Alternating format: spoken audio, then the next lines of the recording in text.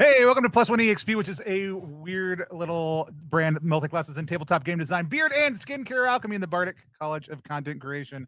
I definitely, for half a second, forgot where I was at for a minute there. My name is Tony Vicinda. I'm Chief Alchemist here at Plus One EXP, along with one of our co-owners, Keegan. You want to say hello to everybody? Hi, I'm Keegan. Here at Plus One EXP, we really want to help amazing designers find great players who love their games and amazing players find great designers whose games they can love. We do that in a lot of different ways, but the most fun way is sitting down with those designers to play those games, which is exactly what we are doing this weekend. It's Worm Weekend, baby. We are playing a two-shot of His Majesty the Worm today and tomorrow from 1 to 3 p.m.-ish each day. And then we're going to enjoy the holiday on Monday. So hope you can join us either today, tomorrow, or you can catch the videos on demand later. Let's learn a little bit more about the game that can't be kept in stock from its creator. Josh, why don't you tell people who you are, what you do, and a little bit about His Majesty the Worm? Hey, I'm Josh. His Majesty the Worm is an old school. I think the tagline is old school game with a new school game with old school sensibilities. It is about dungeon crawling and nothing else. It is stripped down to bare essentials. It uses tarot as a randomizer, and it tries to put a lens on what it like the practicalities of dungeon crawling in a way perhaps reminiscent to something like dungeon meshing. Yeah, thanks for having me on. I'm excited to play with y'all again. Awesome. Let's meet our other players. Izzy, why don't you go first? Hi, yeah, I'm Izzy. I am a freelance illustrator working largely in the game space, and I have been playing His Majesty the Worm almost since its inception as a playtester about 8 years ago. I also did a bit of copy editing on the book. I'm a big fan of the game. I still play it every week with Josh, and I'm very, very excited to share it with some folks and show people what it's about here. Love it. Super excited to play, and joining us again to play His Majesty the Worm for the second time, we've got Chris. Chris, why don't you tell people a little bit about yourself? Hello, I'm Chris. I was also one of the earlier play testers, but I had to stop. You played for so long, and then you had a kid, and then then she like grew up, and then you like played again, and then you had another kid, so now you're like dropped out of the weekly game again. But that's how long we play tested. Yeah, sad but true. But yeah, it's play testing's been going for a while, and now I'm back. Now we're back again. Also, we got a comment recently on YouTube last time we played this game. Somebody asking the question, what is this, the Josh and Tony show? And the answer is, yeah, when we're playing Josh's game on the stream that I run, it's the Josh and Tony show. But we are excited to hear from other players and have everybody involved in that process. Super excited to see what happens today. One of the reasons we're doing a multi-shot is that specifically there's a lot of cool things that happen in upkeep. So that was one of the things between delves and kind of some resource management we didn't get into as much on our one shot we did. So hopefully you'll get to see a little bit of that. But I don't know what Josh has in store for us exactly, other than it's something new that they've been cooking up. Josh, I'm going to hand things over to you. Oh, wait. Oh, I almost forgot something important. We also use different tools here when we're on the stream to help make sure everybody, it's been so long since I've streamed anything besides the Between, and where we don't do lines and veils every week because we set them up at the beginning and manage them as we go. But we want to make sure that everybody stays comfortable and on the same page for the game that we are playing. We use a couple different tools here unless the system suggests otherwise. There's our lines, veils, the X card, and the open door policy. Lines are things that might exist in the world, but they don't exist in our game. They are things that are off limits or that we don't touch upon. Veils are things that we might touch upon, but we just mention them and move forward, fade to black, only address them within a certain light. And then the X card is the ability to pause the game at any point in time, identify, hey, I really don't like this, I'm not comfortable with this, I'm confused about something, resolve the issue, and then we may update our lines and our veils and then move forward. The open door policy is just that we're all real people with real lives going on around us. So if you see somebody eat, drink, need to get up and move away from the screen for a little bit. That's all normal. We're normalish people. If you're a normalish person, you should take care of yourself because we certainly will. With that said, we have a strong line against sexual violence here on the channel. Does anybody have any other lines or veils that they want to add before we dive in? Cool. Josh, do you have anything you want to give people who are watching a heads up on that may come up in the stream? Yeah, I will just highlight that you know, as a fantasy game in an old school style, there is some there's some body horror. There's some I mean, there's some gross. I mean, frankly, there's just some gross fantasy horror monsters in the game. The characters are heroes, but they come up against gross you know, opponents. When sophomoric and fun, I think that stuff is like enjoyable, and if it gets out of that space, I generally icked out by it. But like that, I think you might run up against some things like that. Sweet. Awesome. Well, Josh, with that said, I'm going to hand things over to you to take us into His Majesty the Worm. Cool. Yeah.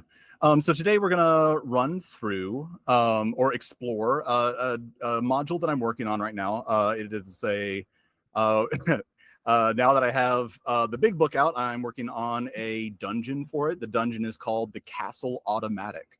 And so in His Majesty the Worm, the premise is, and you know, the premise of my home games, that is to say, and some of this is kind of alluded to in the book, but it's not, I don't know that it's super baked in. But in the center of the world, and there's a sort of Byzantine-like city, and it has a lot of names, and it has had a lot of names through its very, very long history. But people just call it the city because it is the place to be, the center of the world, the seat of power for humans, and a home for all the kith and kin that live in this like fantastic world. 5 years ago, under the city, there was discovered a mythic underworld. And at first, you know, this was a crisis because, like, though that world is probably more fantastic and has magic than our world, it's also fairly grounded in reality. And like, you definitely don't want a mega dungeon under your city. Over the last 5 years, there's been like crusades to clear out the upper sections and put some blockades. And now there's a strange economy opening up where adventurers journey into the underworld to solve their quests. You don't go into the underworld unless you need to. You don't go for treasure or adventure or glory or anything, because I mean, frankly, the place just sucks. But it is also the place where there are literal angels and wish-granting manifest stars and unicorns that can bring people back from the dead. So if you need something that is outside the realm of what is possible, you might be brave enough to join with other adventurers into a guild and plumb the depths of the underworld. Recently, there's been a section of the underworld discovered called the Castle Automatic, and your adventurers are going to be one of the first to explore it. Because in practical terms, you are amongst the first to see this content. So I've before the game we divvied out some pre-made characters. One of you will have in the normal game setup, everybody has quests and you take turns pursuing each other's quests and retiring characters when you finish. You kind of keep the party roster pretty fluid.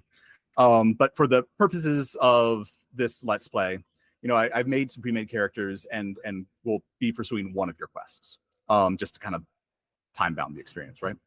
Why don't we share our pre-made characters with each other? And I'm gonna ask Izzy to go last because you have the character with the quest, and I'll talk about the quest after you do it. But I'm not particular about who goes first. Who would like to just kind of introduce your character, your backstory, what other people know about them, your relationship with the other characters through your bonds, stuff like that? Chris, you want to hop in? Sure. I am Tolvid, sixth son of 5, dwarven commander, retired dwarven commander. I've been hired to help. What was her name? Bismuth? yeah, her family hired me to help her out. Here I am, living lightning bolt in my hand, generally causing havoc.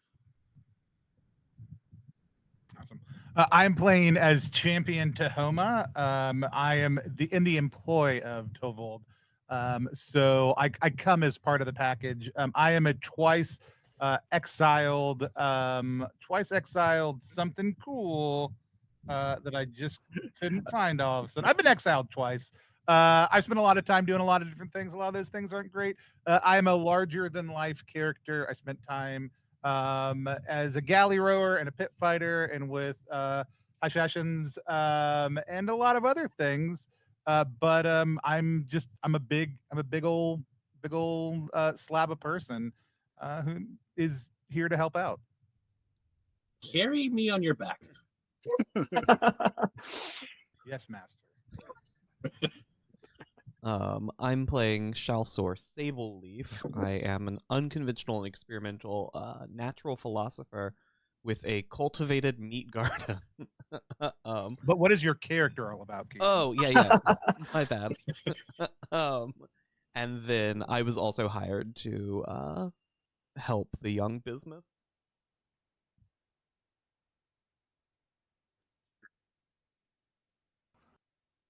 Bismuth? I'm playing Bismuth Morn. She is the youngest scion of the Wild of Morn, who is the head of a great house of humans. They were exiled from the city for their sorceress practices, and Bismuth, being the youngest child, is non-inheriting. Rather than be married off for political benefit, she elected to claim the right of conquest and enter the underworld as a crusader, and joined the Knighthood of the Patchwork Order. When she chose to go into the underworld rather than pursuing the life of a wedded noble, her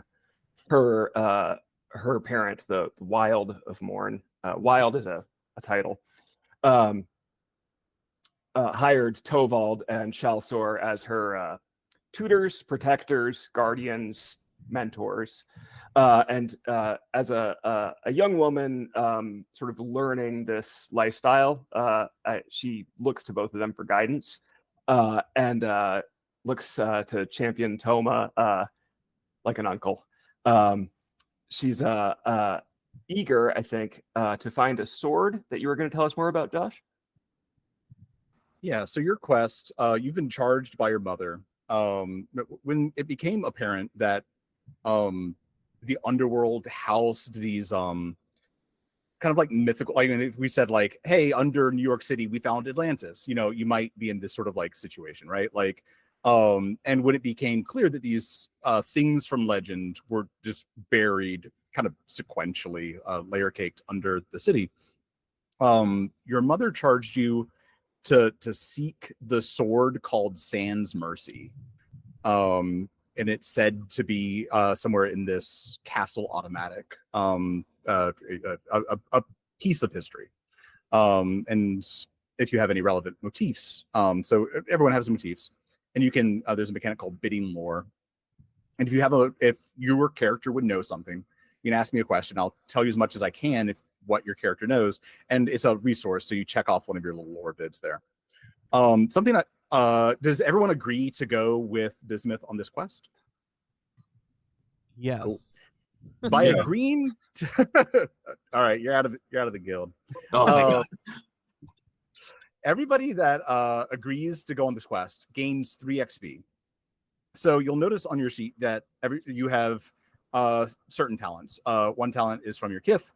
It's kind of on front of your sheet, and then there's another section where you have talents from your path. And both your kith and one of your path talents are mastered. The other talents in your path, the 5 other talents, are not mastered, and you can only use them if you spend XP on them. So you just got 3 XP for agreeing to do one of your guildmates' quests. And once you've once you've spent 7 XP on any, by using any one talent, it becomes mastered. You no longer have to spend XP on it. So mark down your unspent XP there, and you can spend it during the game. Another thing that I want to highlight as we get started, because it kind of talks to some of the upkeep stuff that Tony alluded to, is you all have bonds with each other, and they charge during certain circumstances. So I'm going to start with Bismuth this time. So like just like very briefly, say the bonds that you have with each other, and I will be happy to provide the. So they charge it in two ways. One, if you role play it really, really well, you can just say, "Hey, does that charge the bond?" And I'll be like, "Sure." They also have triggers that will trigger the bond automatically. You can kind of do it without asking, just as like and you check it off. So Bismuth, what are your bonds with everybody else? So both Tovald and Shalsor are mentors to Bismuth. Champion Toma is an ally. Cool. So anybody that's an ally, you charge that bond when they say something in character. When you say something in character that makes them laugh, you charge your bond with them. For mentors, those charge when you ask their advice. No, sorry. For mentors, you charge them when you take their advice. And if you have a mentee, your mentee bond charges when they ask your advice. So if your mentee asks you your advice, you charge your bond. And then if they take it, they charge their bond.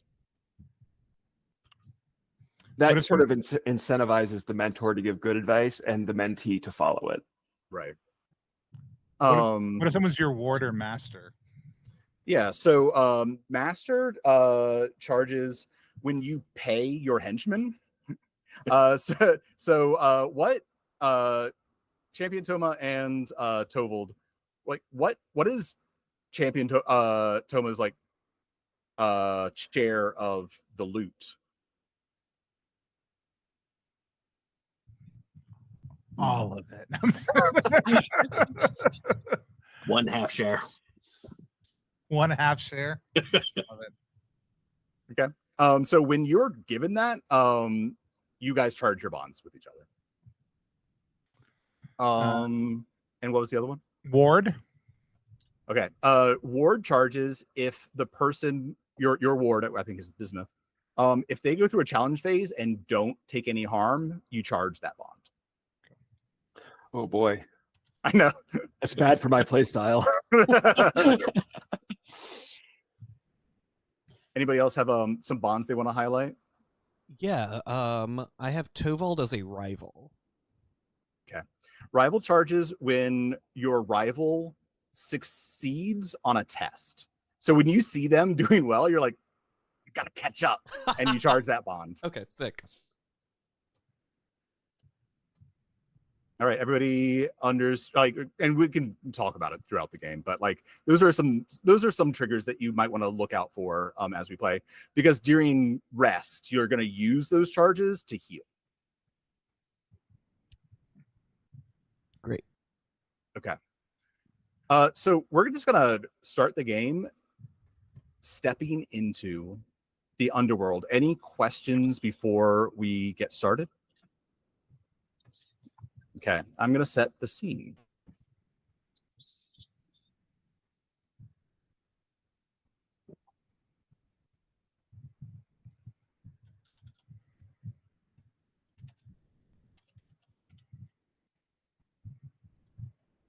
You all come into the underworld, into a section called the Castle Automatic.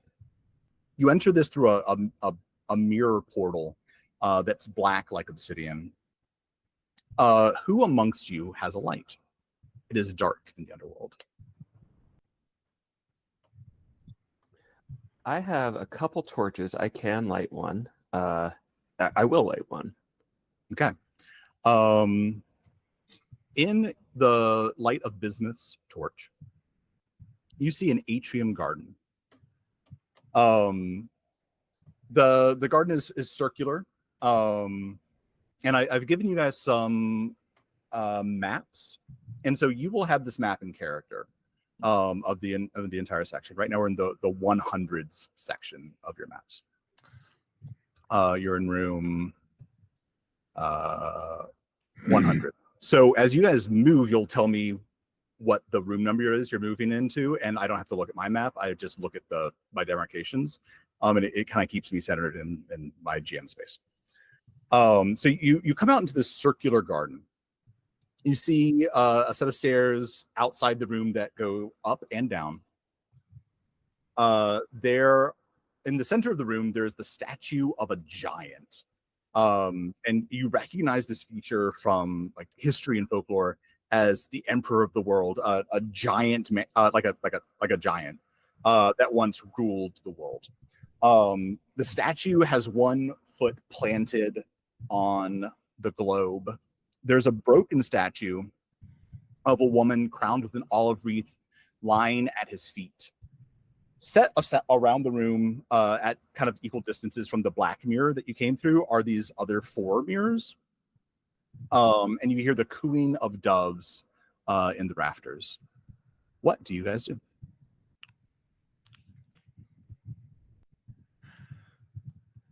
I'm going to move forward into the room. I'm going to cast my torchlight over the statue. And I'd like to examine the statue for any cracks, signs of concealment. I'm looking for seams in the stonework that might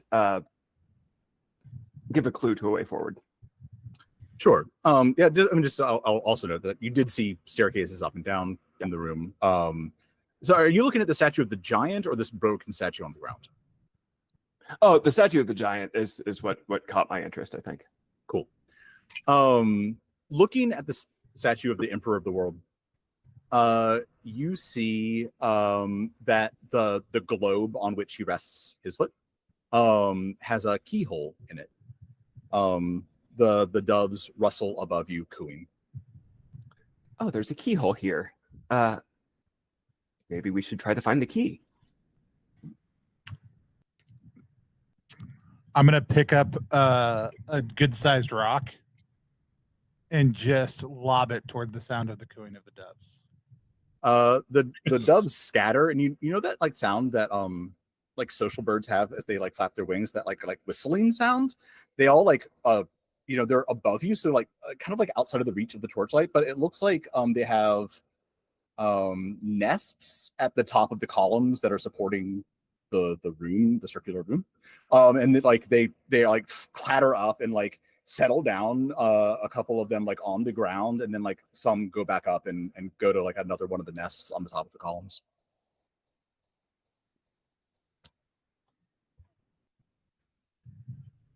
Two questions. Yes. So this living lightning bolt I assume it just glows but doesn't give off enough light to see by? You got it. Yeah, like in the dark, you are extremely visible, but it's not like lighter than a in his normal state. It's not like a light lighter source. Than it's like a glow stick. Yeah, fair. And you said there were 4 black mirrors. So you came through one black mirror, and then there's like 4 other mirrors besides the one you came through, so 5 mirrors total. Gotcha. And you haven't looked at them yet. But they look different than the mirror you came through for what's worth. Okay.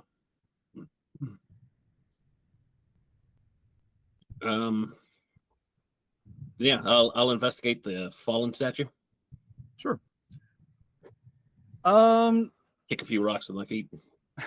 Really? Yeah, I mean, she looks like toppled over, and it like broke in the fall.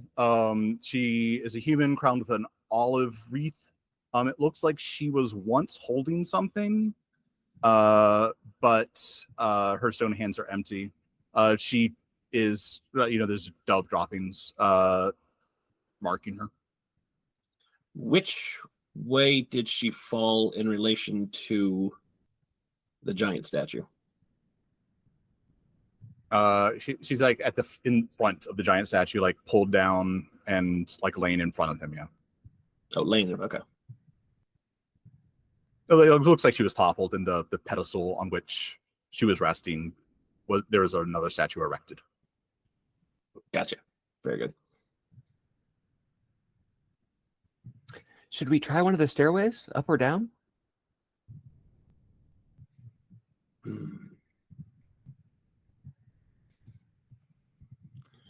May as well go up. Not much we're doing good here. No, not much to see. Yeah, okay. If everyone's cool with it, can we move up to 101 and take a look? As how are the stairs positioned in the room? I know there's one going up, one going down. Yeah, they're kind of outside of the room. So like there's these circular rooms, and outside of it there's a landing, and then there's a staircase like winding up and then winding down. Yeah. And there's not a door, it's just like a door, open doorway. Yeah. And the pillars that the doves are nesting on, are they are in the corners of the room, like they are flush with the wall architecture? They are not. They're around the statue. I forget what they're called, but I don't know why we're like taught how to memorize every name of every type of statue. Like there's like the top of a Corinthian column has some sort of special name, and in them there's like, you know, like nesting material, and the doves are up there. Okay. Any other questions? Or are you guys going to 101? Yeah, I think we're going to 101. All right. Yeah, let's go ahead. Toma, carry me. That seems unwise. Yeah. Look at an old man walk up the stairs. He says is like, as my head like crests the edge of the like archway. Champion Toma needs his hands free, Tovald. Yeah. That's why he's here. Well, my knees are aching, but all right, let's go. If you need to stay behind, we could always leave you. You come to the top of the stairs. There's a domed roof here, and in the light of Bismuth's torch, you see that the roof is painted with a picture of the personified sun. There is a lever with a crawfish-shaped keyhole, and that kind of like dominating the room is a large clockwork mechanism centered around a big brazier. Attached to this clockwork mechanism is a wheel on a steering column, like a ship's steering wheel. There is a suit of armor, like human sized, that it like clatters over towards you, and a surprisingly like squeaky voice emanates from it.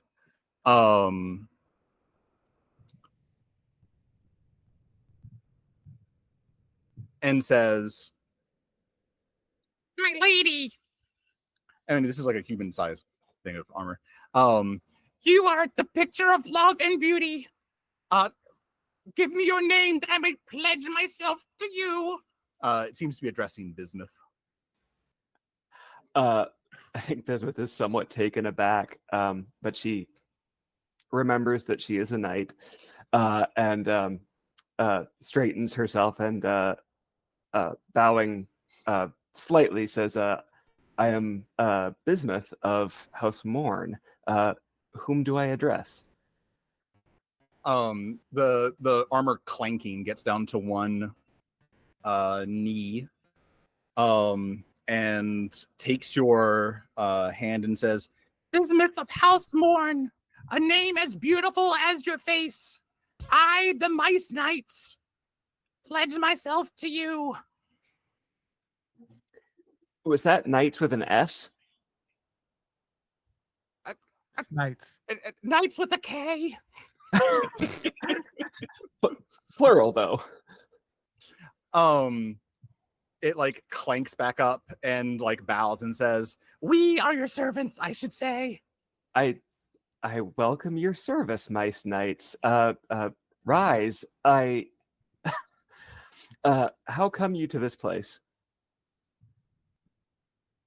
Long have we dwelt within the tower of the castle automatic. How come you to this place?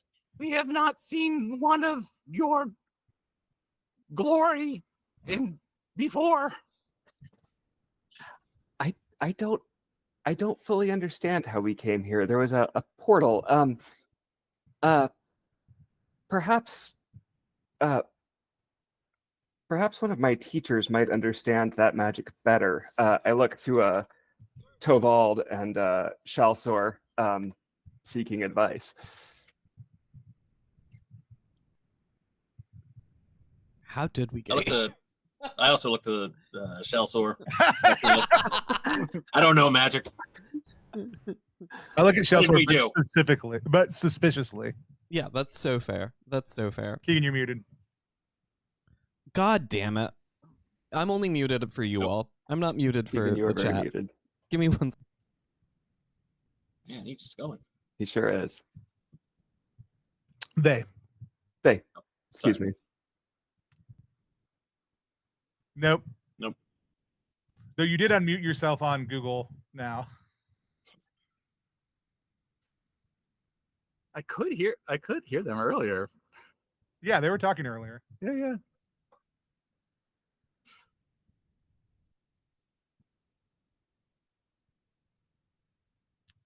Shellsor ponders the distance. There we go. Yeah, there we go. Stream. There we go. I've been having so many sound issues. I'm so sorry. I've been quiet this whole stream probably. That's fun. Have you been saying things? I was like, why isn't Keegan doing anything? It's so funny. Okay, no worries. No worries. What was the question? So I was seeking Shalsor's wisdom about what magic might have brought us to the castle automatic, to the place where we are. We passed through the obsidian portal, and the mice knights who we're talking to were inquiring how we came to be here, and I don't know. Okay, cool. I will ask the GM the question. Sure. How might we have come to be here? Oh, yeah, I mean, you know that like kind of the path that you took here, but like, I mean, maybe the meta question is like, why is the castle automatic like discovered now instead of like why wasn't it open forever? And despite your training as a spell user, you don't. This is a mystery. To paraphrase Zelda, this is a mystery to everyone. The exact. This is one of the reasons that like all of your characters are here is like, for the past 5 years, there's been like mythology reawoken and nobody understands why. Okay, cool. I'm just gonna place my hand on Bismuth's shoulder and be like, you should think harder on this one. Oh, okay. The answer's known to you. Bismuth flushes with embarrassment. She clearly has not been paying close enough attention. The mice knights squeak. Perhaps the angel knows. An angel? An angel here in this tower that we find ourselves in? Not far from here. Can you lead us to them? I must remain and guard the mechanism. But if you descend the tower stairs, you will find them. What's this one do?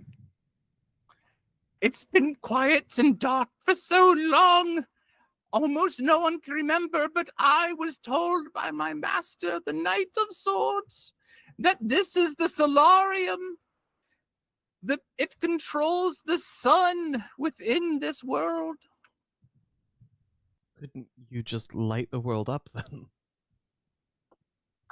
As bright as the mistress of love and beauty's face.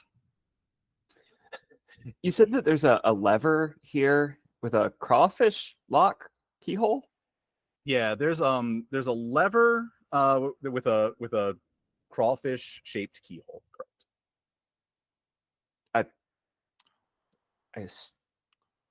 Lots of keyholes in this place.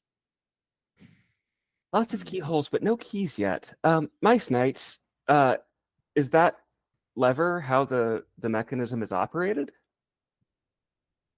I believe it opens the roof. The wheel is how it is operated. I try to turn the wheel. The wheel does not turn. The wheel doesn't turn. The wheel cannot be turned until the brazier is lit. I like the brazier. How are you going to try to do that? I mean, I've got to. I mean, is it relatively? How far off the ground is it? Yeah, I mean, I think it's reachable. I'm a big boy, so you especially by the guild's tallest member. I do have a flint and tinder, so I mean this feels like good brazier light and. Yeah, but do you like? So you go over to the brazier, and there's only ashes inside, and you can see on the brazier as you approach it. There's some text in the Vetis language, and there's like a dragon wrapped around the lip of it.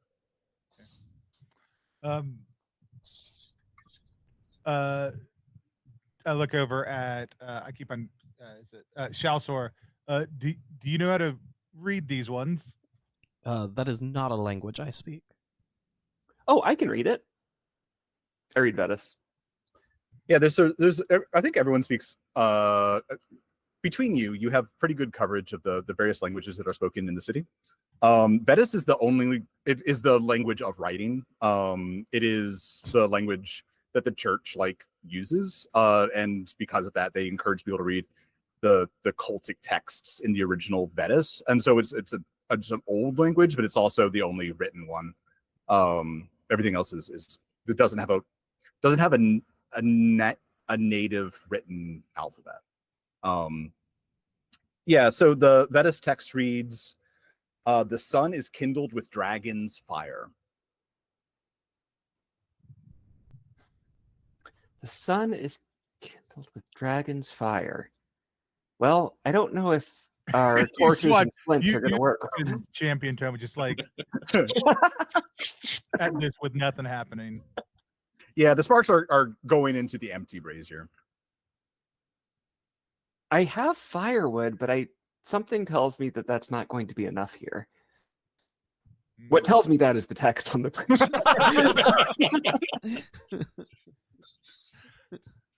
All right. Shall we seek this angel that my sworn swords have told us about? Yes. May as well. All right, what is everyone doing? I mean, it sounds like we're headed back down. Is that right? I think so. All right. Yes. Yeah, this comes out, and there's not another staircase. You come back down and pass the atrium. As you do, your torches flicker. Okay. And you're descending into, what was that room number? We were just in 101. Yeah, now we're going in past 100 or towards 100. Yeah. And then 102. Yeah, so you pass 100 and you go into 102. And for the uninitiated, our torch flickers means that we know that they are getting low or that they are just going down a level.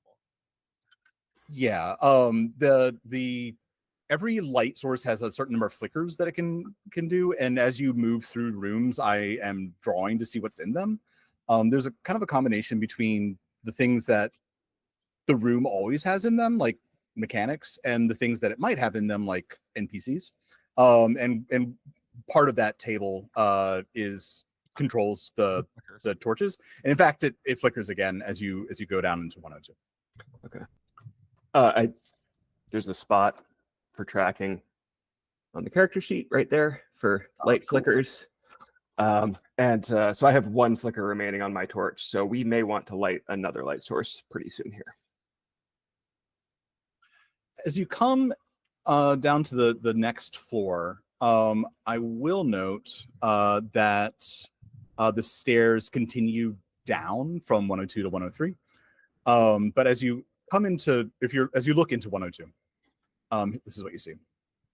A round room covered in paintings of men, women, and children of all kith and kin, and standing amidst them, shedding a light from their own being. I mean, you gotta call it an angel. It's human-sized, It's wearing fluted ivory armor with like cherubic faces. It has wings, and its armor is human shaped. You know, 4 limbs, like with like articulate gauntlets. But like it has no head, and floating above where the head would be is what is it called? Like a Fatima's hand, like the double thumbed blue hand with like an eye in it, and it's like glowing and like floating above its head, and it like turns and regards you.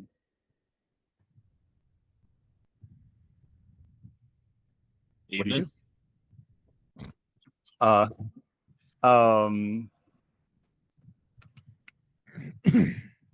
They say, what did you say that in, Tovold? Vulgaris. They say evening. I don't. They like are like searching for words. Not entirely correct. No time, I think. They seem to have trouble with this language.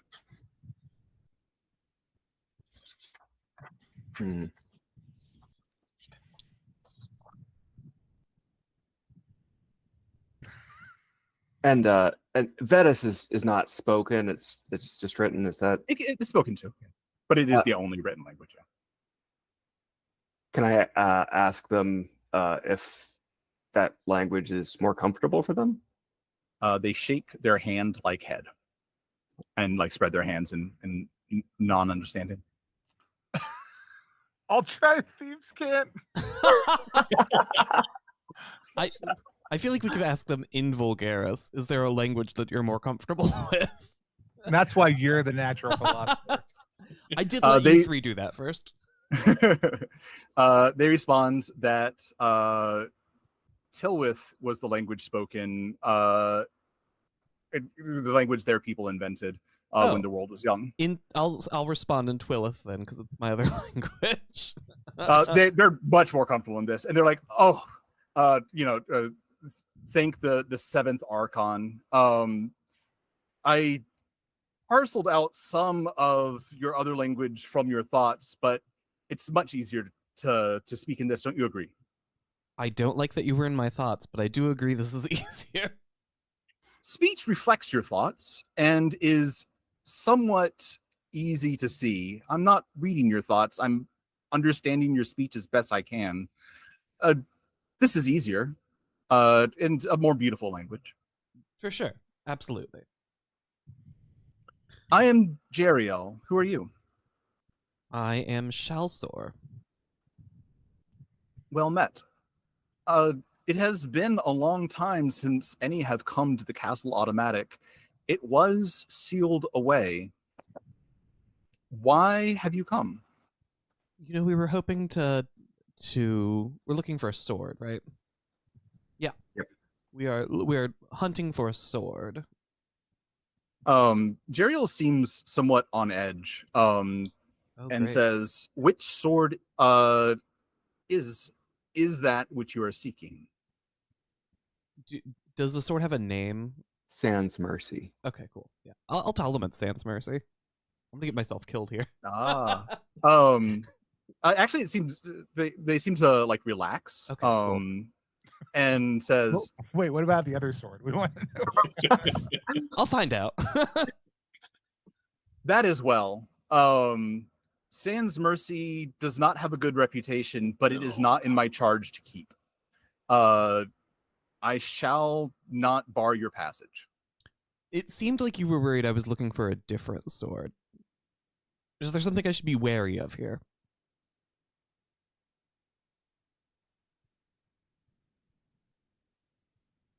Whoop. Oh, we lost Chris. Chris has been flickering. He'll be back. There he is. Tovold. Tovold just has his name sometimes. I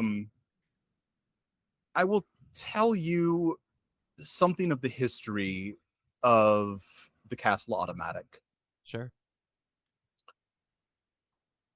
long ago, especially as your people, well, perhaps your companions, reckon the world, the giant named the Emperor conquered the plane of flesh. He stole 4 treasures from that world and needed a place to hide them. These 4 treasures were a sword that could defeat any weapon, the perfect sword, a coin that would pay for anything, a cup that granted immortality, and a wand that opens doors in thin air. To hide these treasures, he had a certain dwarf, whose name is Titali, build this castle and fill it with defenses to stop those who would take his treasures. Then he trapped her in her own creation. And some time ago, the castle was also taken out of the realm of flesh. I thought you had come for the perfect sword, which I am bound not to allow to escape. But I will warn you, the sword you are seeking does not have a good reputation. Yeah, you mentioned that. What is its reputation? Many evil deeds have been done with that blade. It is bloody. I do not know if you will ever wash it off. Is not every used blade bloody? Well said. They seem to agree. Okay, cool. Can you tell me anything about where Sans Mercy might be? Inside the castle, Perfect. Thank the you. maker. Inside the castle, its maker Titali created golems, seeming representations of people that the giant emperor had conquered. This perfect sword was is now guarded by a golem of the king that fell to the emperor and guarded it in life. This is the Court of Swords, and I would begin my search there, if only because of the name. And they think they're pretty funny at that. And like, its laughter is like, you know, like a musical notes. It sounds like kind of orchestral, like, you know, a Camille Saint-Saëns symphony is like when they laugh. Sure. I hope that was a good sound. Believe it to be laughter. Cool. I'll translate that stuff back for my allies here. I didn't know that the sword had such a dark reputation, but it's good at least to know that we're going in the right direction. Do they have any advice about how to proceed safely through the castle?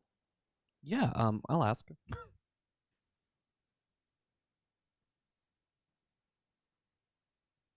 Once there are portals through the mirrors that would take you directly to the Court of Swords. I sealed them in hopes that none would come to seek the perfect sword and thus use the portals to achieve it. Unfortunately, my horn has been taken from me and is lost. If you could return it to me, I would open the mirror portals. As stands, there is one exit from this tower to the rest of the castle, and it lies at the base of the tower. Okay, so it feels like the horn might be the easier solution. Perfect.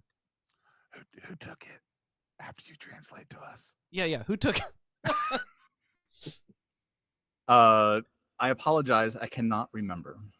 This is the best kind of being stolen from. Are you sure it was taken and not misplaced?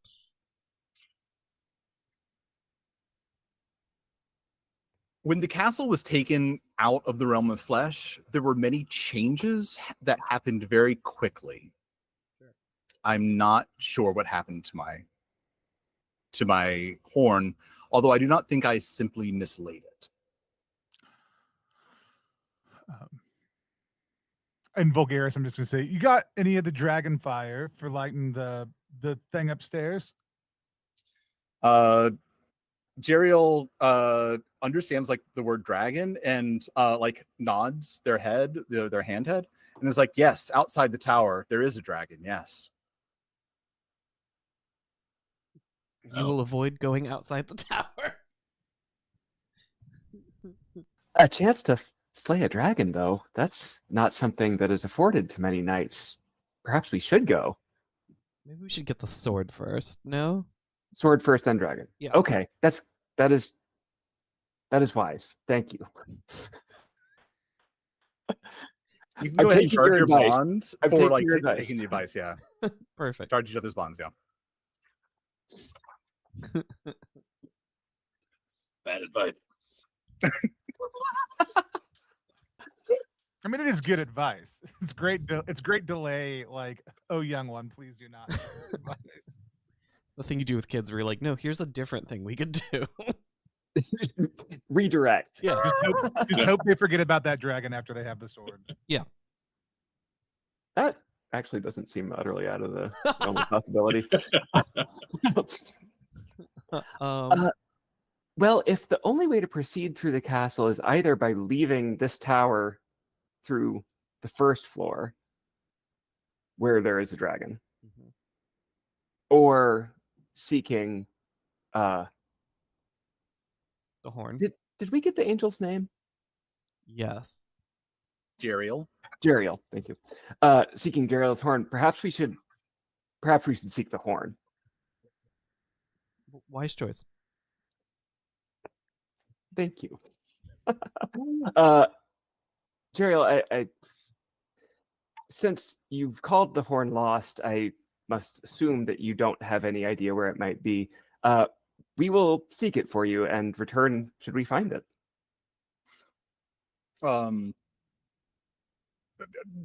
Basically understanding your meaning, they incline themselves in a bow. Perfect. You said that this room was filled with portraits? Yeah, almost every section of this wall has a portrait. There are, I mean, some are like kind of like life size. Some are larger than life size, and some are, you know, quite small. And there are like lots of different types of people, and it looks like there's a range of, they're all like fairly realistic. I mean, I would say like Renaissance like art, but they also seem to like be depicting people from different time periods based on their their costumes.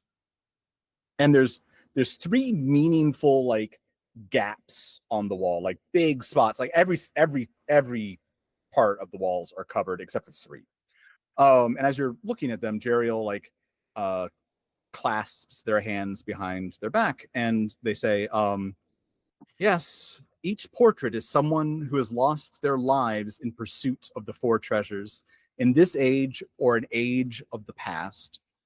I often come here and think about those who brave the dangers of the castle automatic.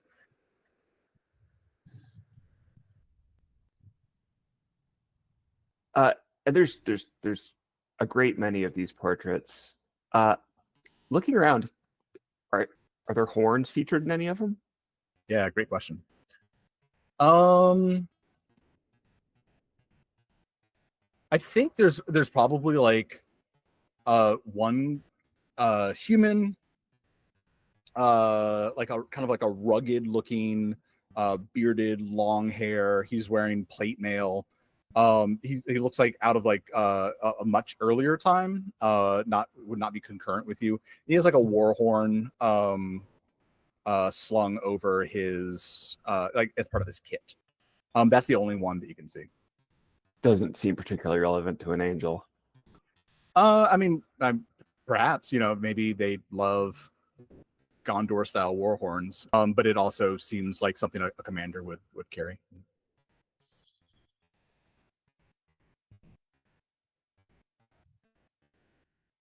Anybody else doing anything? Great question. I inquire about the gaps in the portraits. I'm not translating for you.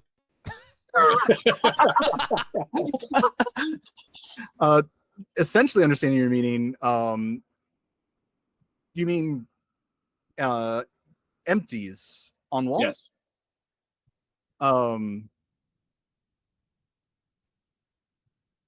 If the ones who return might be worthy to take one of the treasures. Ones who return.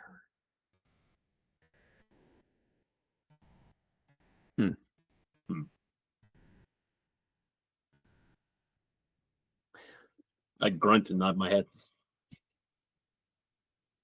It seems to me that we've encountered two locked things. There's the locked globe in the room above us, and the locked lever in the room above that.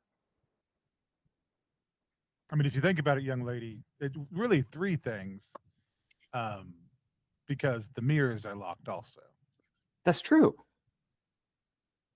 I wonder if one key might not be behind another lock.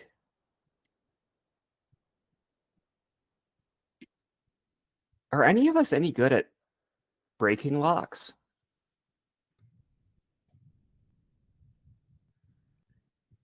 I mean, so long as you promise not to be judgmental about it, I've broken a lock or two. Oh, I would never be judgmental of you, Champion Toma. You have champion in your name. True. What's his first name? It is his first name. Maybe that's something to try, or we could go down another floor and see what's below us. We were in 102. We are in 102, yeah. Okay. Yeah. I think go down one's great. Yeah. Plenty of space before the dragon. We can only. I mean, I did have to resist the urge to immediately be like, I've got something up my sleeve, lock pick. Let me try to pick this lock. Not that I couldn't have. That's a great way to engage the mechanics of the game, but I chose not to.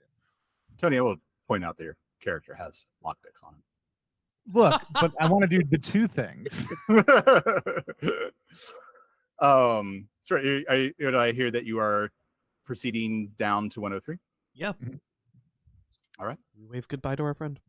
Also, I know that Keegan's been putting up on the screen now that I'm watching the stream. Josh, can you talk for a second about the maps that you gave us and the quality of them, because they're wonderful, because I know how you do maps, like for this game, generally speaking, right? Like you right? Man, I did not expect, or nor do I deserve that compliment. I mean, this is like, I mean, you guys are seeing the sort of stuff that I do just like for my general game, right? Like, yeah. So for the Castle Automatic, I'm working with Gus L to do the actual maps. Gus L did well, I mean, Dungeon of Signs, All Dead Generations. What was the Crystal game Crystal Frontier? Yeah. That he most recently did, and he's like continuing to support that product line. It's really cool. I like Gus so much because he has, like me, very, very crisp and like well articulated opinions about dungeon design. Like maybe I don't share as like 100%, because I'm also an extremely opinionated person, but I think he makes fantastic dungeons. Anyway, so these are just dungeons, like these are just maps I make myself. And then to give you the old razzle dazzle, I just threw some coffee on them. So it looks like an authentic medieval map. You know, all the medieval map makers had like terrible coffee spilling problems, and I don't know. I mean, this is, I mean, right now, and you know, this is the way that I play test games. I'm just running it for different groups of people, and seeing what kind of like works and what doesn't, and what confuses people, and what I need to like build out. And the maps are just literally just like No, but the sketchy map like quality of like I just outlined this real quick, and it's such a fun thing that I feel like not enough people just do the little, here I drew a map, here's the map. I think there's a lot of advantages and very few disadvantages to everybody sharing the map instead of mapping as you go. And I think that anybody that has sat at a table and said, okay, you're going to map this as you go, has like also had the experience where you're like, there's 2 X's to the north. You're like, no, not there. They're like closer together. And it's like, and like, or they're like, you're like not being corrected. And then it kind of goes off the rails. And you're like, how could this physically exist? I've run out of space on my paper.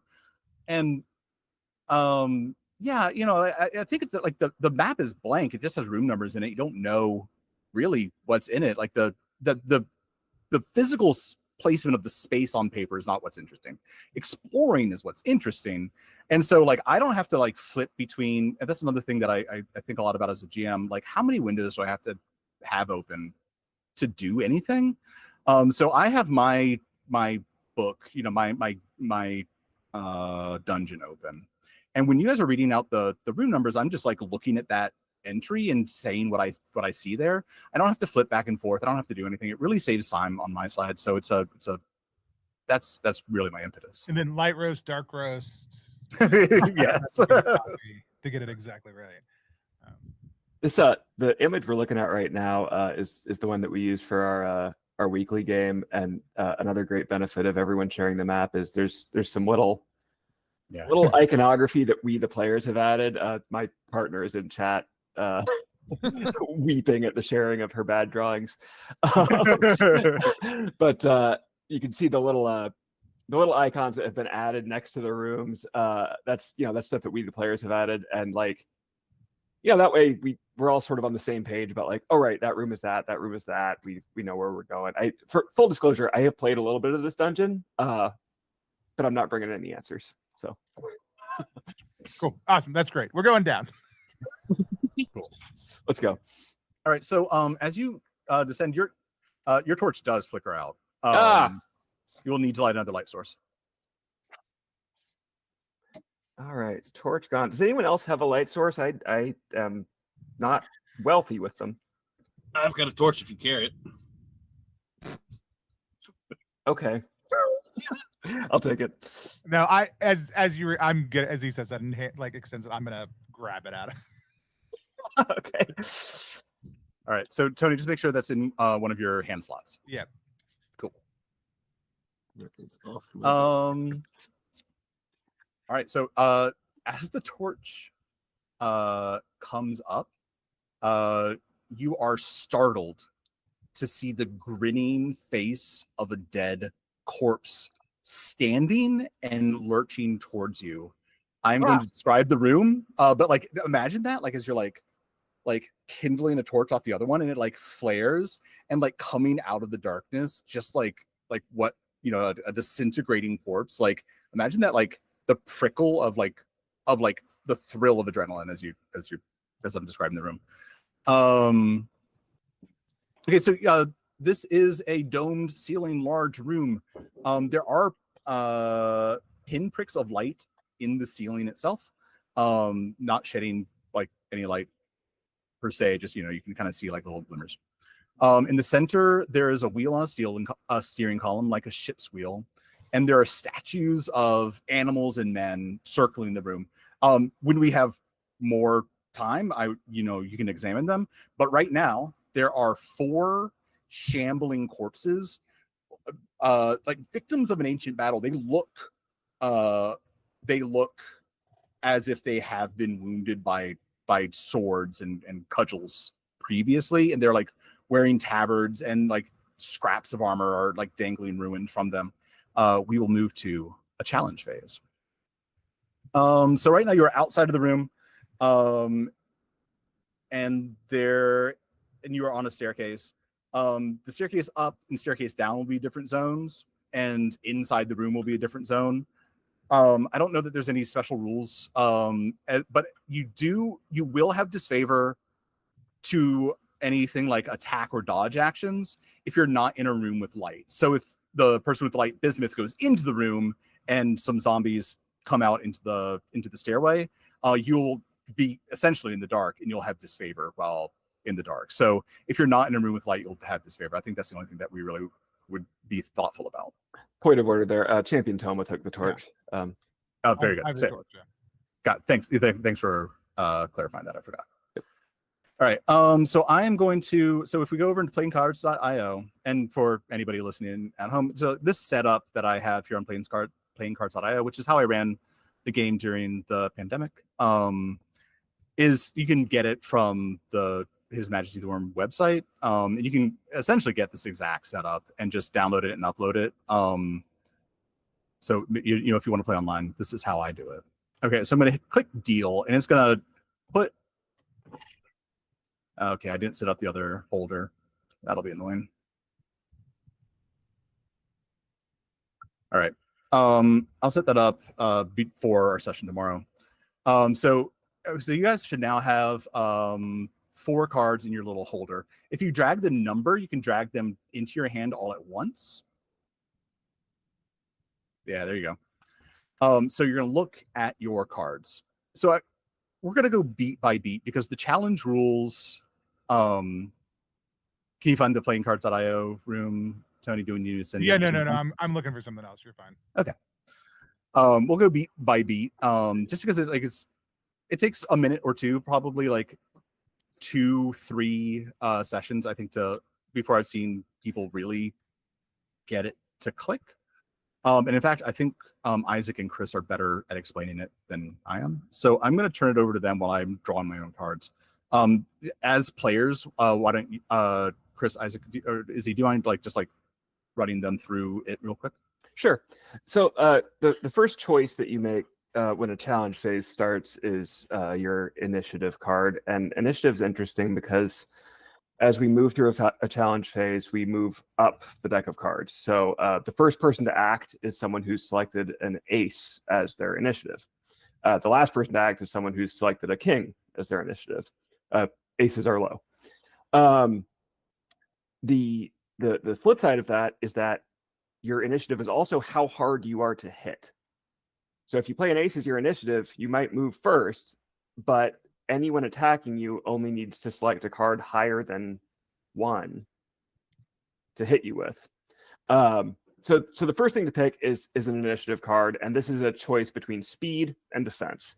Initiative can be of any suit, as long as it is not the Fool. You cannot play the Fool as your initiative. If someone gets the Fool, there are special rules about it that we'll talk about. Does anyone have the Fool? Wow, that's a miracle. It seems like every time a new person plays this game, like very first challenge, they end up with the Fool, and it's very confusing. It's the Fool has special rules, and we'll deal with them if they come up.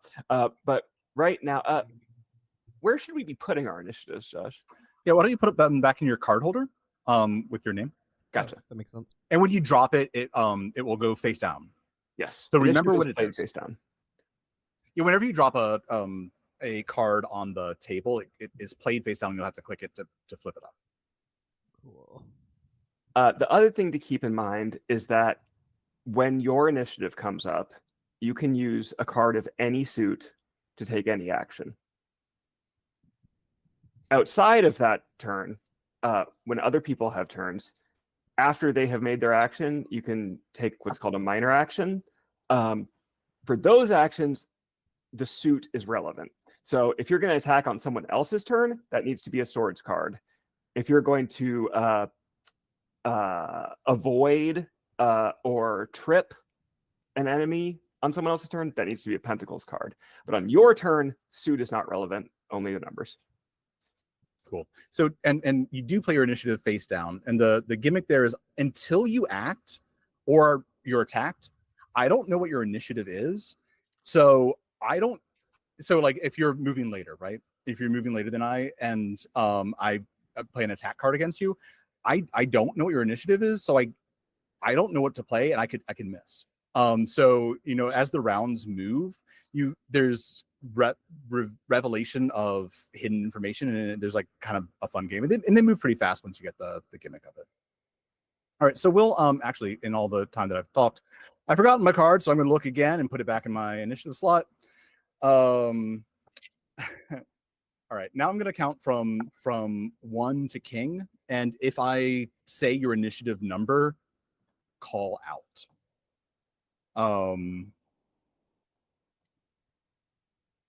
So 1, 2.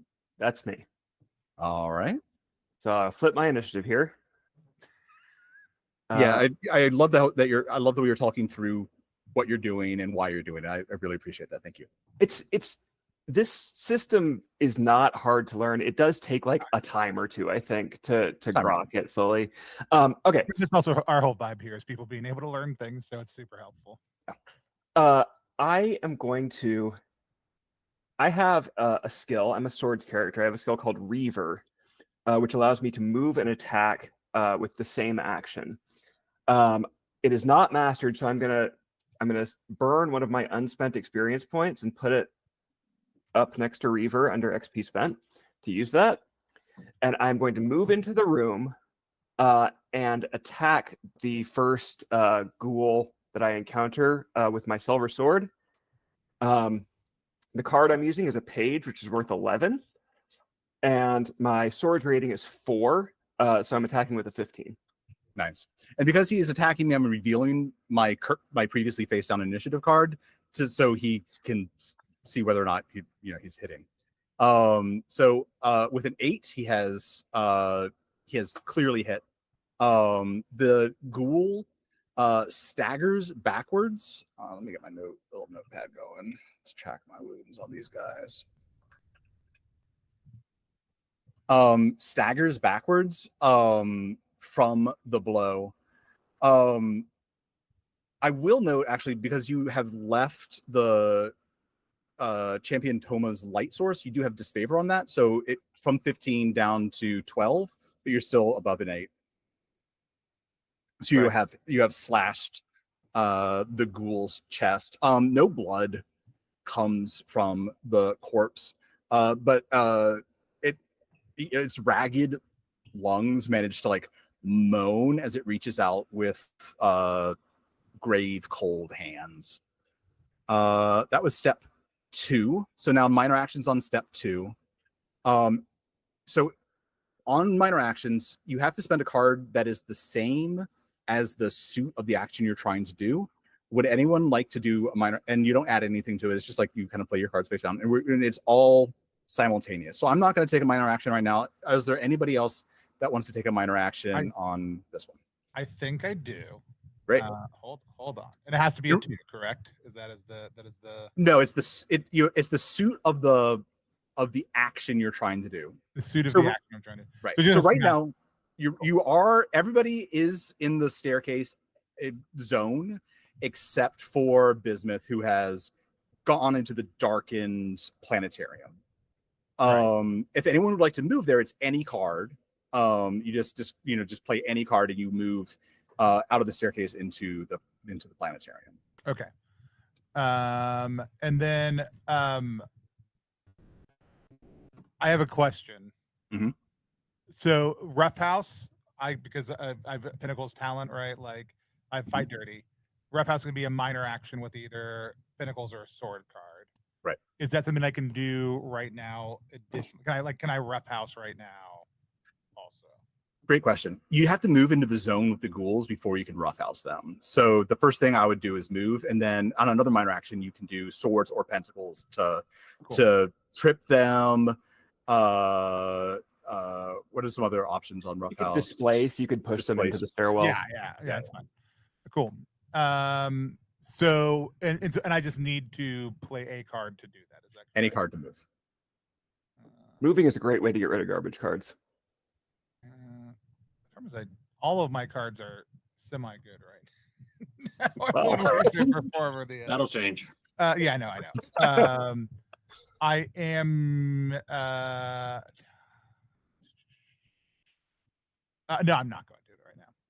Sorry. Is anybody taking a minor action? Question. Yeah. This lightning bolt you gave me. Do you imagine it melee or ranged? Melee. If you let it go, it will randomly. I mean, it could get a goal, but it will randomly attack. You can attack with it. You can taser people. Okay, then I follow my young, not tutor, the other one. 2T? 2T. No, I hate that. I follow you. All right. Oh, finally here, Tovald. Yeah, my knee's acting up again. See, totally, you're supposed to like role play characters. Like... My knee hurts so much. Any other minor actions on step 2? All right. I will continue to count for initiative turns. Step 3. Yo. All right. Champion Toma. So Champion Toma, you're still in the staircase. You have the light source. Yeah, I'm you can gonna follow it. Yeah, this is the reason I didn't move. Like I was like, I'm about to be able to move anyways. And so however, I would like to move in. And then now I could theoretically use a low card. I guess so every turn is just one card. Okay. So if you haven't moved in, your action should be to move in. Okay. That like every turn is just a card. The only difference between your turn and other turns is on your turn, it doesn't matter what the suit is. You can play any card to do anything. But pinnacles for me are the cards that I can use to do specific minor actions on other people's turns. If the minor action is a rough house, yeah. If it's an attack, it'll be swords. If it's throwing a bomb, it'll be cups, etc. I move. Okay. Yeah, just play any card to move into the planetarium. And does it matter where this one goes? I would just I'd play it face up in the discard pile.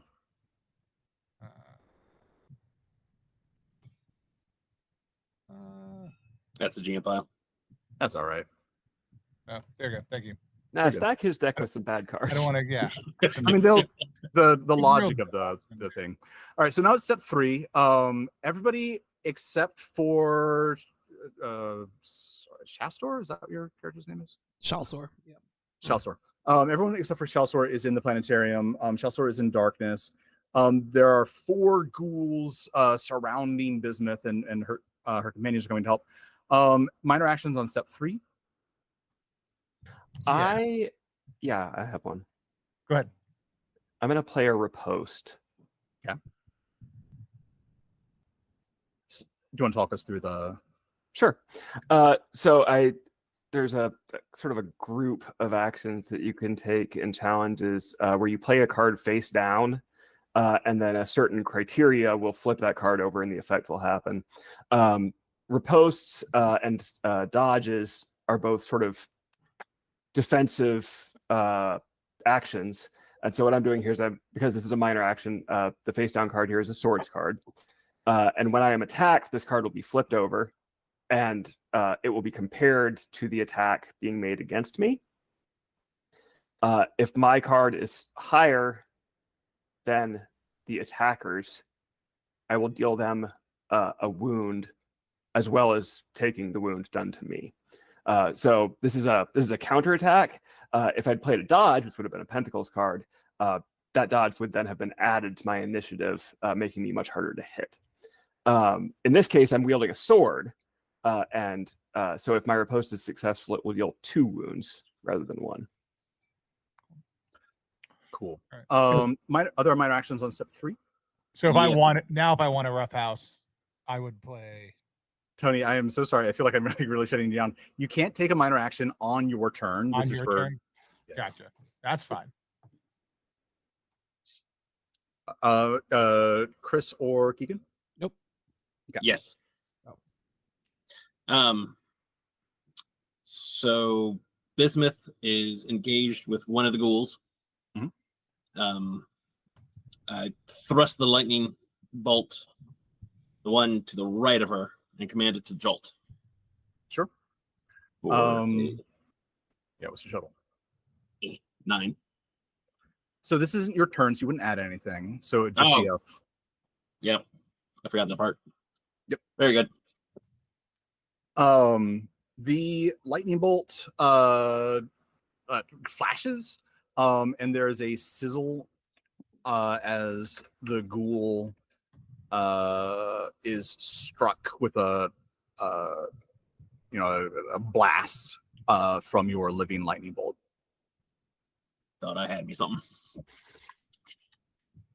Yeah, actually you missed, right? Like the 5 is gonna miss. Yeah. Never mind. I didn't consider. It sizzles, but it basically jump starts this little heart a little bit. It doesn't seem to mind super much. Maybe you'll have to hit it a little bit harder to like actually. I gave the lightning bolt too much pepper whiskey last night, so it's a little hungover. It's a little slow this morning. Yeah. Okay. Then we're gonna continue on initiative turns. 3, 4, 5, 6, 7. I'm at 7. Okay. Right. So you're standing in the hallway. It's dark. You see 4 ghouls surrounding your other 3 companions. What do you do, Shelsor? I will go. I will walk over to where my companions are. Sure. Play any card. Oh, cool. You work. And that just goes to discard. Yeah. And just for clarity, you could have done that on after anybody else's turn as well. Oh, cool. All right. Minor actions on step 7. I don't even want to anymore. Can I roughhouse now? Yes. All right. So is on a roughhouse, right? Am I still going to need to beat a target number? Correct. You're going to need to beat 8. I'm gonna need You meet 8 because they're not carrying a shield. Okay, cool. I think I'm now going to flash back over to the tab that tells me what I want to do, and it is because it is not my turn. Does that mean nothing is getting added to it? Correct. Correct. And you have to play a swords or pentacles card. Cool. And you said I can meet. I can meet. 8, right. Correct. And this one is not face down because it's not a. Right. You're playing it against me, so I'll know what it is. Hey, that'll do it. Do you want to attack one that is unengaged or one that I'm trying to interpose myself between Bismuth and the horde of people. So whichever one was right in front of them. Okay. But yeah. Do you want to trip them? Do you want to displace them? No, I think this is display. I think this is displace. I think this is just push. You push them out. All right. You're shoving them out of the room.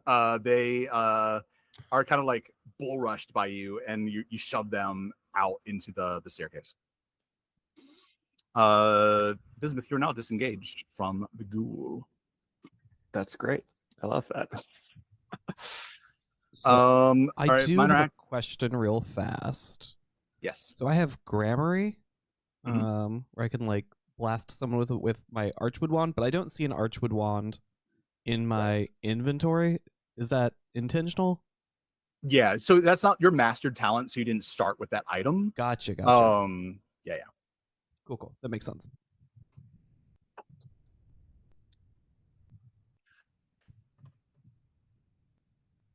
All right. Any minor actions on step 7? Yeah, I am taking a cue from Champion Toma. I am also going to throw a shoulder into one of the ghouls, and I'm going to trip. I'm going to knock one down. All right. One of the ghouls goes sprawling. I'm going to highlight Tony. Champion Toma has daggers, as do you, Bismuth. The special property of daggers is if a character is tripped, your damage is piercing instead of normal. So there is one tripped opponent currently in play. And piercing means that the wound cannot be taken on armor. It must be taken to the wounds. Gotcha. All right. Any other minor actions on step 7? All right. Step 8. The ghouls. There are 2 ghouls still up. One is going to attack. Let's see. One is going to attack Toma, and one is going to Champion Toma. One is going to attack Champion Toma, and one is going to attack Bismuth. The ghouls have 10. I think that. Oh yeah, King. Nice. King is going to beat 10, so that ghoul takes a wound. 2. That, describe what it looks like when you kill it. The ghoul rushes Bismuth.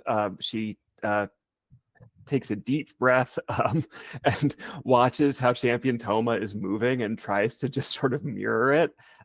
She brings her silver sword up and around and lops its head off. Nice. As the silver sword cleaves through its head, the body drops, the head goes spiraling away, and like you hear it squelch as it hits the ground. It does attack you though, and will rake its claws across. It'll rake its claws across your chest. I'm going to take that on my armor so that I'm not taking a wound. That does destroy my quilted doublet. Okay. It rends your doublet. My doublet. The other one's coming to Champion Toma. So Champion Toma, I think I'm going to beat your initiative because I have a 10 and you have a 3. What? So now you have to take a wound. So you take a wound. Oh my lord! I opened the wrong window. My God. Oh, it's an advertisement from the. I hadn't seen that. Yeah, that's somewhat new, but I still really believe in the service. Yeah, absolutely. It is free. It was only up for like 5 seconds. Yeah. I was baffled. I was like, I do so many things wrong, I just thought I had done something bad. So you have to take the wound somewhere. So you have some spaces that you can put it. I have a recommendation, but I'm just going to talk you through all the places because there's no rules. There's no rules that like say that you have to take it anywhere. So you can take it to some of your conditions. Your conditions are staggered, injured, death's door. You can also wound any mastered talent. So you have 2 mastered talents. I think yours is Fight Dirty and your Proud and Ancient human talent. So any of those places are a place that you can take your wounds. If you mark Death's Door, you're basically out of the fight. So I wouldn't put it there. The place I would put it is staggered because that is the easiest one to heal. There's sometimes some logic about why you wouldn't put it there. But like usually I put it on staggered. You could also mark it on your armor, which is what Bismuth did. Yeah. Is there a reason you wouldn't do that typically?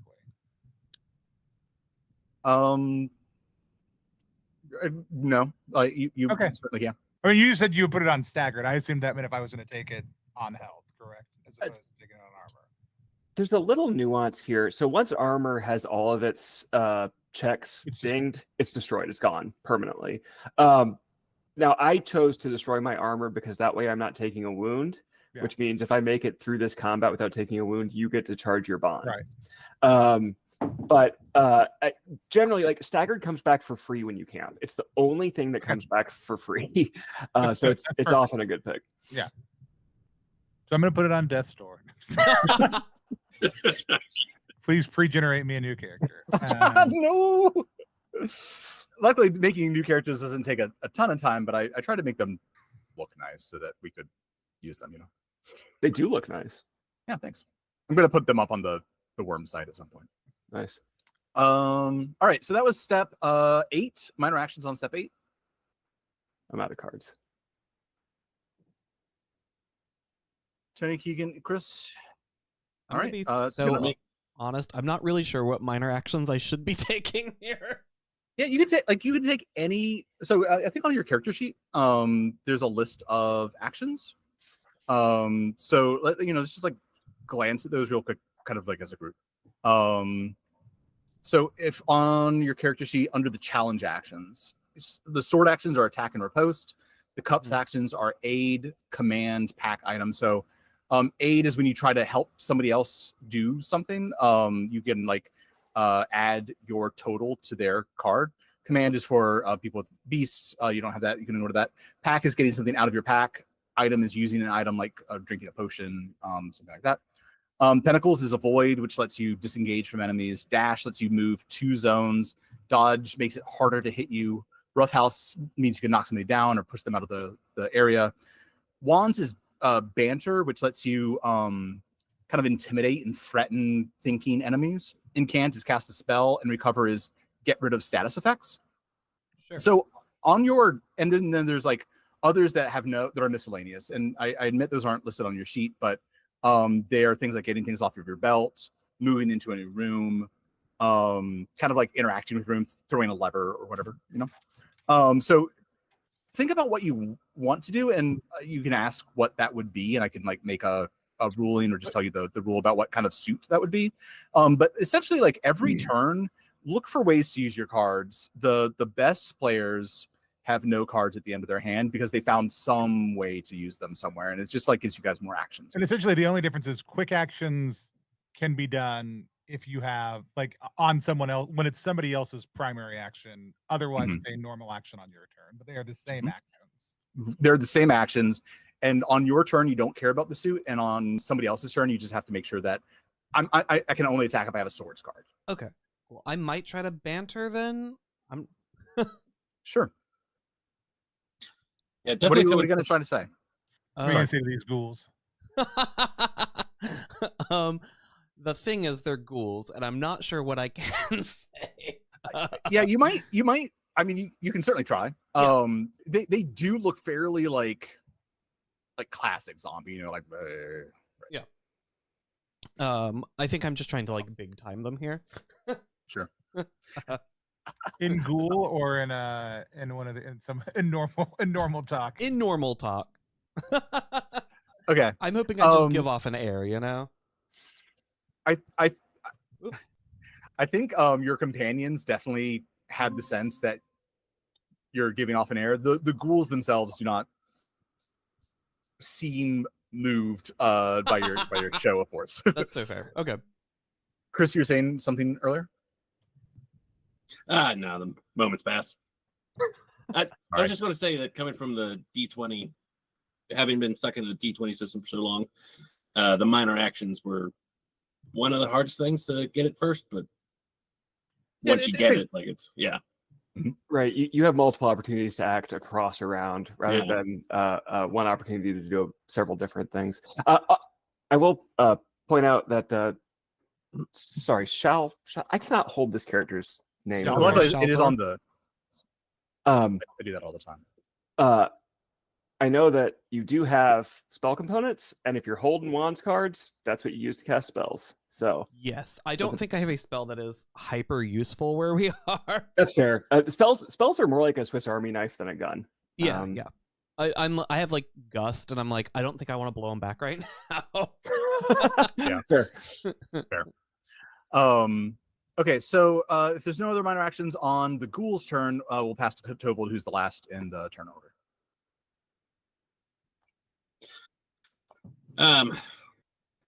So paying more attention to the lightning in my hand as all this goes on, I shake it vigorously and angrily and try to thrust it into the ghoul again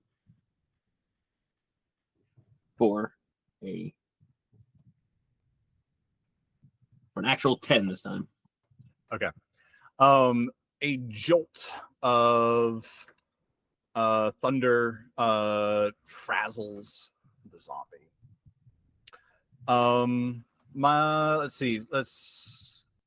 Everybody is in the room, and the room is illuminated.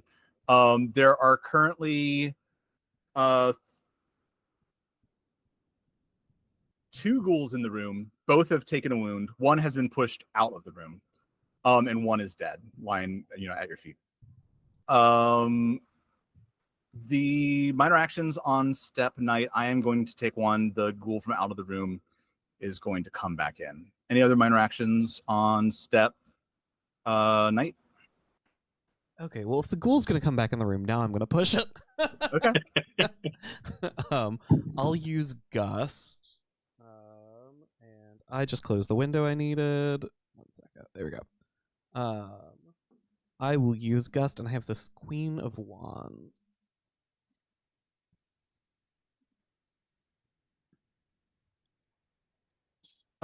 Very cool. So the queen hits. I mean, the king. That is enough to connect. You can displace it outside of the room. So you spend a resolve to charge your spell. And what does that look like, Keegan, when you like send your spell to like blow the ghoul back out? I don't think it looks like anything fun, unfortunately. I do think it just looks like a big gust of wind. Cool. All right, so there's still one ghoul in the stairs. And for what it's worth, Chris, I'm sorry, I should have given in favor on your attack. Because that one of those ghouls was tripped, right? Like, so if you were like attacking them, I should have given you favor on that. No, you're all right. Any other minor actions on Knight? All right. Since the fool didn't come out, we're not going to shuffle. If everyone just drag any cards from your hand, or any cards from your hand or from the playboard into the discard pile, and we'll deal again. This is a good moment to point out that if you have a face down card, it stays there. If you have like a riposte or a dodge that's face down in front of your initiative, that persists from round to round. I'm sorry for flipping that. I didn't mean to. Tobold, there are your cards. Mm-hmm. So I hate to ask this, but what does the fool do? There it is. Woo! Knew it would come out. So what the fool does is it gives you an extra focus action, meaning that you'll act on your normal initiative, and then at any point on someone else's turn, whether it's one of the other players or the monsters, you can say, I'm going to interrupt with the fool, and then you just play as though you have another focus action right there, which means that you can use a card of any suit to perform an action again. So the fool can be very powerful. It can also be kind of difficult to figure out how to use it in a way that's effective. But one effective way to use it might be if you're being attacked and you know it's going to hit, you might interrupt the attack using the fool and play a dodge. Okay. It's worth noting the fool doesn't do anything by itself. The fool has to be played with an action card. The fool just sort of activates an extra focus action for you. Cool. Good explanation. Really appreciate your help there. I think your explanations are very crisp. Thank you. I have finally figured out how to play this game. I hope you'll tell me one day, you know. Let's see. Initiative.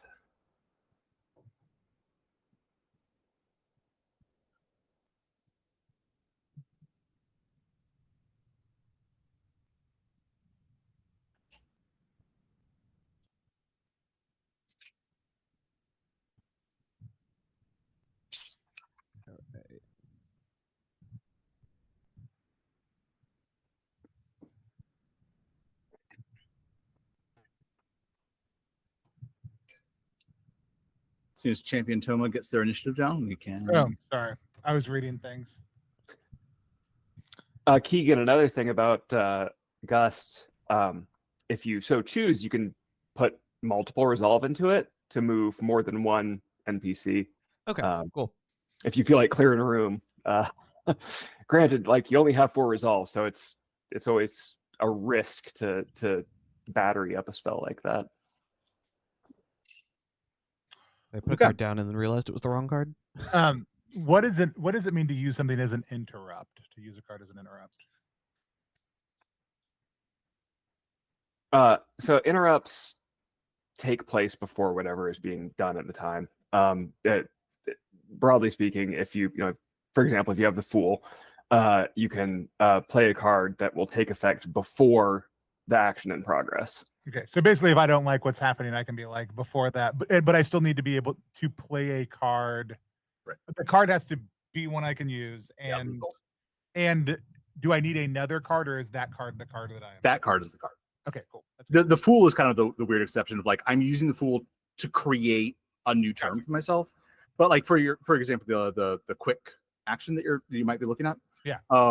Like if somebody's attacking you, you can just play if you have a Pentacles card in your hand, I can just punch, dodge, or roughhouse them, or something like that. Yeah.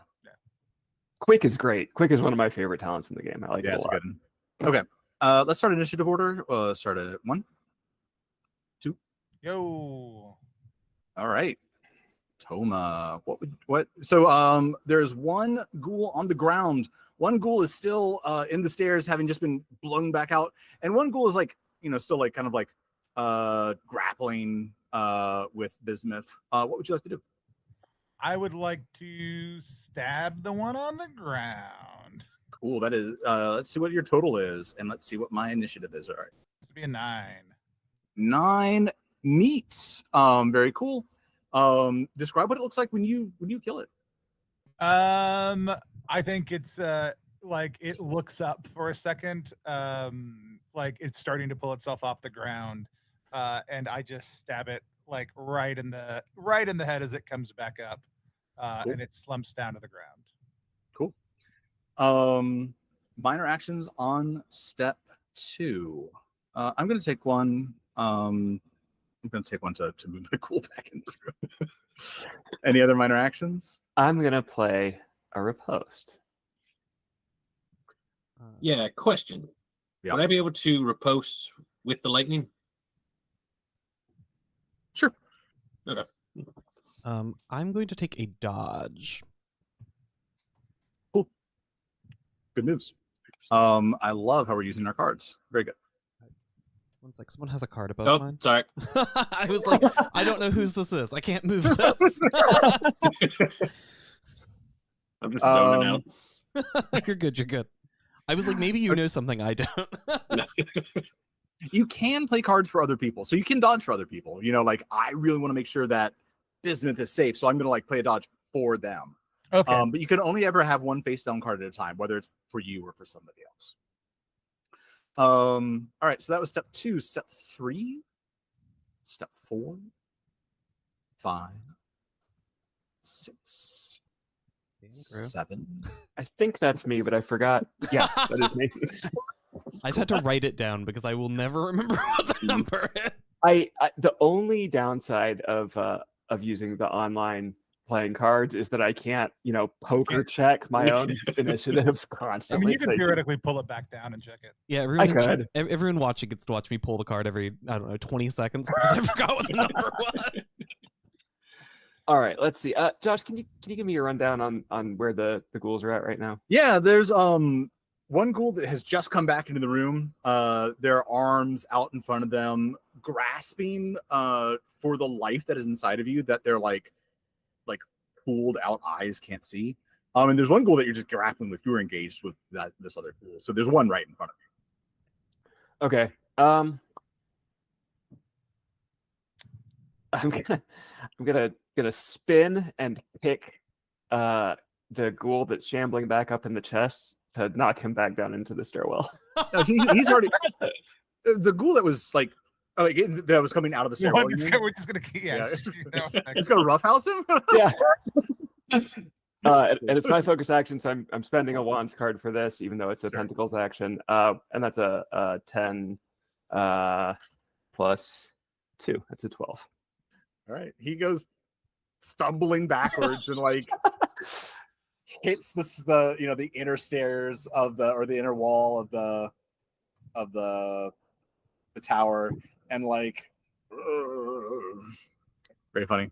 Who told you to come back up here? Minor job, actions Bismuth. on Thank you. minor actions on 7. All right, I'm gonna make note that he's back in the stairs. I think I'm gonna take an action. The one that is still in there, there's only one still in the room, and he is going to attack Toma. I'm gonna take an interrupt using the All right. Fool. Yeah. And I'm going to gust this motherfucker again. Okay. Just knock him back. All right. So the one that he has not been previously in the stairs, but now both ghouls are in the stairs. Just getting blown back, and the other one's starting to come back in and is knocked back, and they're in the stairs, but there's nothing keeping them there. Yeah. And they're right now your room that you're in where the light is, there's no ghouls. There's 2 ghouls in the stairwell. All right, that interrupts my action, so I can't take it anymore. Yeah. So I have wasted it. Just discard those. Also, just out of curiosity, I'm only testing if I'm doing something that is not actively interacting with one of the ghouls or the adversaries. Does it matter what the number is? Like, if I just want to dash, it doesn't matter what the number on the card. No, it doesn't matter if the Okay, cool. dash doesn't matter with the number. Excellent. Any other minor actions on 7? All right. 8. 9. 9's me. 9's me too. I'm just gonna walk into the room. I'm gonna dash before he does that out into the hallway. I've left you all in the dark. Okay. And then can I that is a quick action, correct? Yeah, I mean, yeah, and you can interrupt with it. If it's not mastered, you need to spend an XP to do that. It is yeah, quick is not mastered, so I need to spend an XP to do that. Okay. Go ahead. Sorry. I was just gonna. So you dashed into the hallway. They're coming back in. Keegan, what are you doing on your turn? Nothing. I'm out of cards. Okay. Minor actions on step 9. But since I did an interrupt, can I still do a minor action, or that was my minor action? That was your minor action. You can only want to spend 1 target. That's what I'm just making sure. Yeah. I'm Josh. I designed my game intelligently. There's one exception to the only 1 card per turn, which is the Fool. But interrupts. Actually, I just lied to you, Tony. Interrupts are the exception. You can spend another card. Sweet. I'm gonna displace one of them down the stairs. Yeah. Okay. Sure. Josh, what if we don't fight these enemies? What if we just keep pushing them backwards? I love fight them this down the game. stairs. Push them through the whole dungeon. If you beat both of them down the stairs, like they probably won't come back up for like a watch. So you probably have a chance to explore the room that you're looking around. So you'll get one of them, I think, if you can beat his initiative, which is 9. Yeah. All right, cool. All right, so 1 comes back into the room. 1 is knocked down the stairs, like tumbling head over heels. You know, he has very his inner ear, is gone. Sorry, I left all y'all in the dark. Oh right, you have the torch. Yeah, you guys are in the dark with the 1 ghoul. Okay. Oh wait, yeah. There's still ghouls. 2 ghouls up. Right. Okay. Changing my effects on them. Can I make a minor action? Yes. So I imagine that attacks are going to be at disfavor. Okay. That's okay because I have a Queen of Swords, and I'm going to hit the ghoul in the room with my sword. Describe what it looks like when you kill it. Bismuth is holding her sword out and windmilling, just trying to hit a ghoul. She is yelling. She says, "Everyone stay back!" And she's just windmilling with her long sword until she slices through a ghoul, and it doesn't look like anything because it's dark. All right. All right. So you have defeated all the ghouls in this room, and there's 1 downstairs. You know of. But right now, I think that we can move out of the challenge phase. If everyone would move their cards back into the play space, I will shuffle them. All right, so we have 8 minutes as a time check. Do you want to explore this room and then take a beat for next time? Does that sound okay? To separate? Oh. Yeah, great. All right, so when Champion Toba comes back into the room, there's 3 dead, like dismembered, like fully dismembered, like victims of some ancient war, standing in what's essentially a planetarium. Dome ceiling, pinpricks of light, kind of like in realistic patterns, like not just like uniform, but depicting a night sky. There's a wheel on a steering column in the middle of the room, And then around the room, there's 12 statues of humans and animals. What would you like to do? Are any of the statues a crawfish? None of the statues are crawfish. There are some that are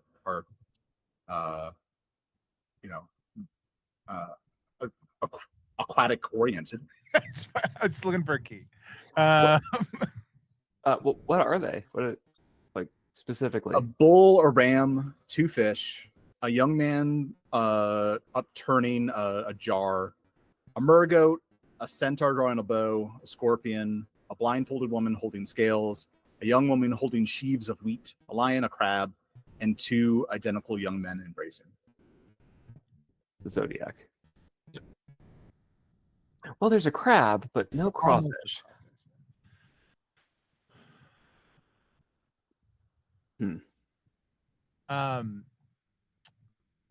Are the lights oriented towards their appropriate statues?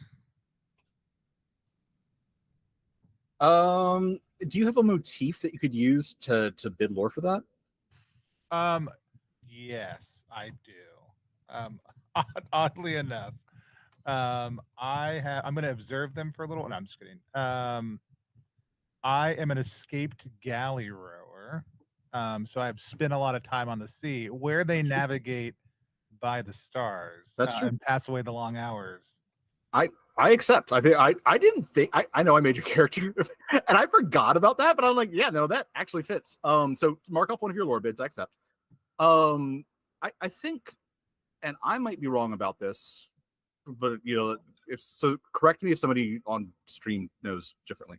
I don't think the Zodiac are ever like all in the sky at the same time. So like, yeah, they're vaguely in the same place. Like the goat is probably in the the correct position in the sky, but like they're kind of like in a line, right? So like you wouldn't have them all displayed at the same space. So I'm not. I think that you understand the sky.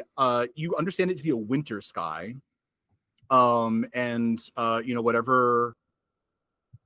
Hey, Izzy, you're born in December. What is your sign? You're Sagittarius. Sagittarius. Yeah. So like the Sagittarian constellation is over the Sagittarian statue. But like they're not like placed around kind of like that. So one of them is aligned with the correct one at least. Yeah. But the rest of them are not. Which makes you think it's winter. Like you're like, wow, it's like December according to the sky. Yeah. Also, one might argue that they all are in the sky at the same time, but we cannot perceive. We can't perceive the sky at the same time. I wasn't going to say it.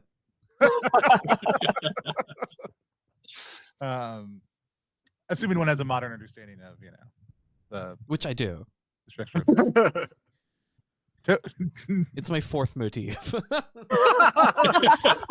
Perfectly understand. I am but a character in the role-playing game. Perfect knowledge of being in an RPG. Opens the GM's documents. Cool. No, that's great. That's that gives me the information I as a player was looking for. Any other questions about this room, or so? What is the plan for your characters after this? So we can take a break and come back tomorrow. I think that we ought to try out Toma's lockpicking plan. There was a lockpicking plan. The plan was that I could pick locks. Use lockpicks. Oh. I mean, yeah, I'm down to pick some locks. For sure. Is there a reason to make camp? Like, I know that we don't necessarily mechanically need to, but do we want to do that now? Do we want to use that beat tomorrow? Yeah. Why don't we? I think you're staggered, right, Tony? Oh yeah. I mean, there's that. Yeah. I mean, like that's not exclusive. And yeah, you're staggered, and some of your lore bids are used, and your resolve is down. So all those things come back by spending charges from your bonds at camp. So by spending resolve, getting lore, being staggered, that's the reason to camp. Cool. Why don't we start next session with a camp phase, and then we can continue to explore the tower. Sounds good. Sounds good. That was good. This was a blast. Thank you all for this. This is a great way to spend the Saturday. Yeah, good game, y'all. Yeah. Keegan, did Yeah, I make you laugh missed at it. any point in time? No. Boo. Did champion Torva make or champion Toma make Shalsor laugh at any point in time? Oh, sorry. I was like, who's Shalsor? I love that it's everyone. No one can keep your character's name in their I head. fully was like, you're asking another player, and I Who- don't know who who are you talking Shalsor about? is. Anyway, no, this was a blast. We're gonna be back tomorrow, 1 to 3 again, to play a little bit more. We'll get a chance to check out the camp phase, talk through that. And I'm really excited today. Thanks everybody for coming out and playing. We're gonna continue Worm Weekend tomorrow. We've never figured out how to end a stream properly here at +1 EXP, and so until tomorrow, we're all just gonna wave at the screen until Keegan takes